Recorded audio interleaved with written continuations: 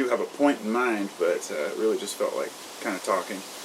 I've been working on cars all day and focused, and I don't really have anyone to bounce ideas off of, so I refer to my YouTube channel.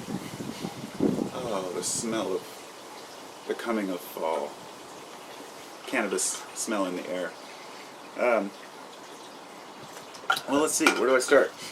I was thinking about how because I posted a video earlier about working on my car. I don't know much about cars. I mean, I've swapped out all types of components, you know, water pumps and pulleys and belts and everything, and I know the basics, but when it comes to transmissions, it's beyond me.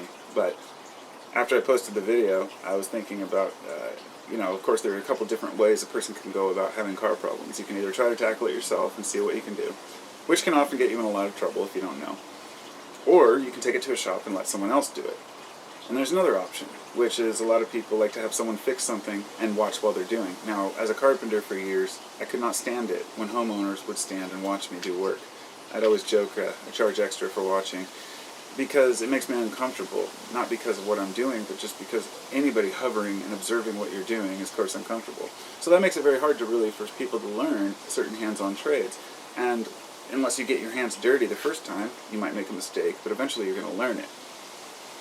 So my point here is that I think I've always wanted to be kind of a jack of all trades and know a little bit about a lot of different things.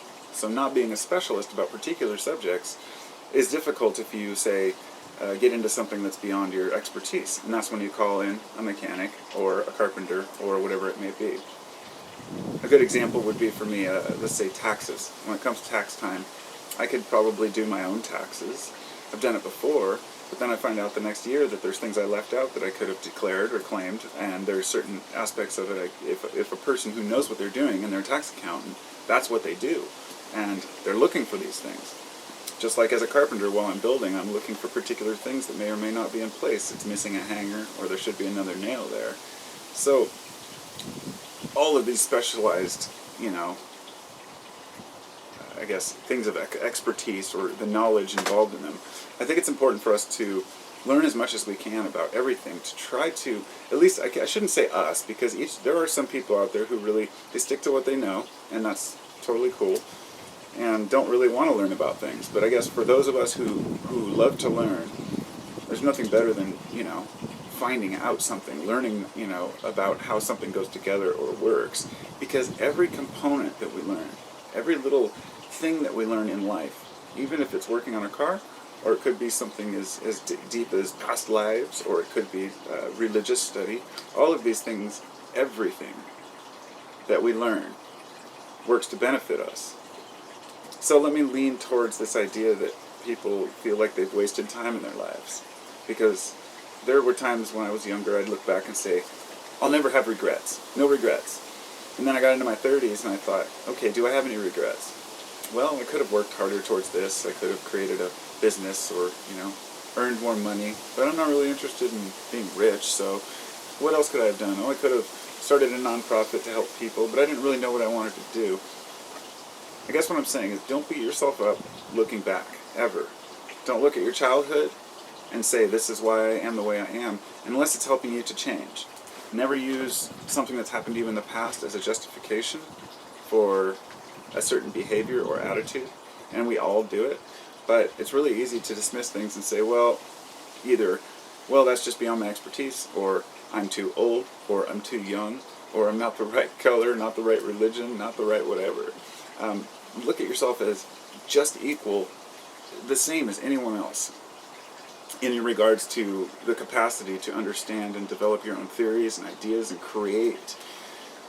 Watching a show the other day about science experiments and how many actual theories and studies are wrong. I mean, it can be well over 50% in some regions, because it's based, many of the studies are based on old studies which may be flawed, or information may be scattered.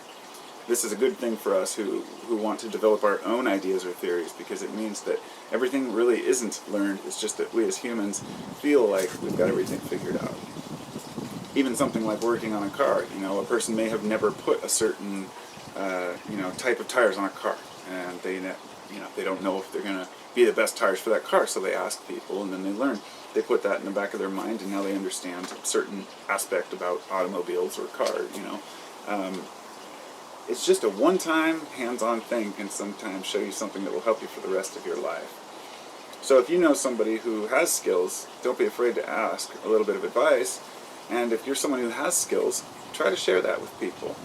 You know, there is a hoarding of knowledge that goes on out there. Some people make discoveries and they want the credit for it. They want to have their secret formulas, and it becomes intellectual property. Okay, and I have a strong feelings about intellectual property.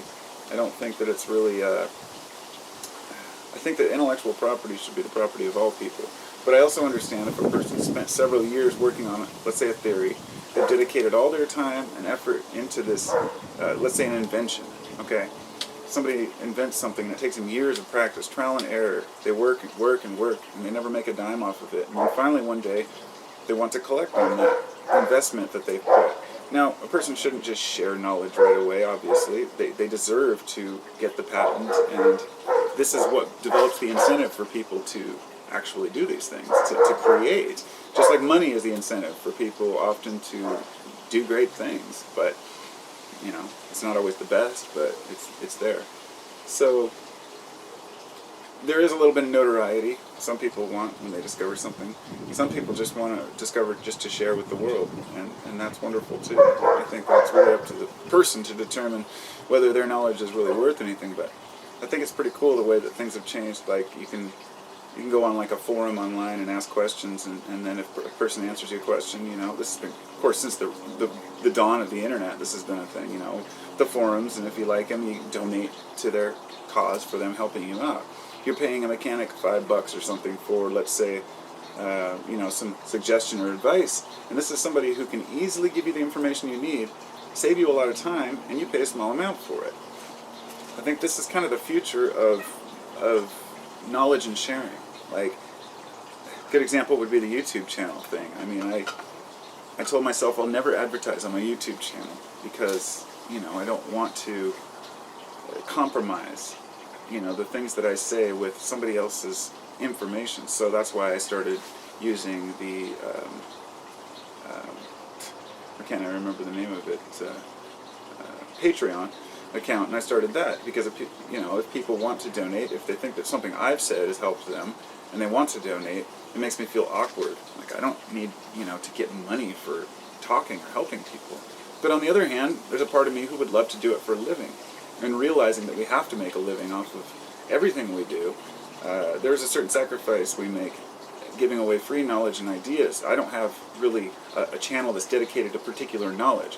I'm not out there like, you know, saying this is how you fix this car or this is how you build a house. But there are some videos which I've done quite a bit of research on, and I like to share that just for the sake of sharing. And then people want to donate back for the sake of being grateful.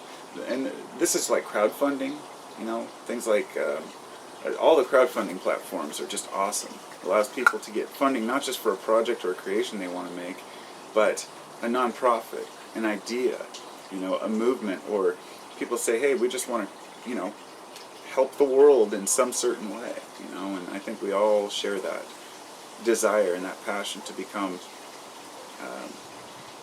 I don't know, a little more accepting, a little more tolerant, and a little more giving. It's up to the person, of course. So, I'm going to go now. I could go on forever, but, you know, why? I wish you all the best of days, and hope you're doing fantastic.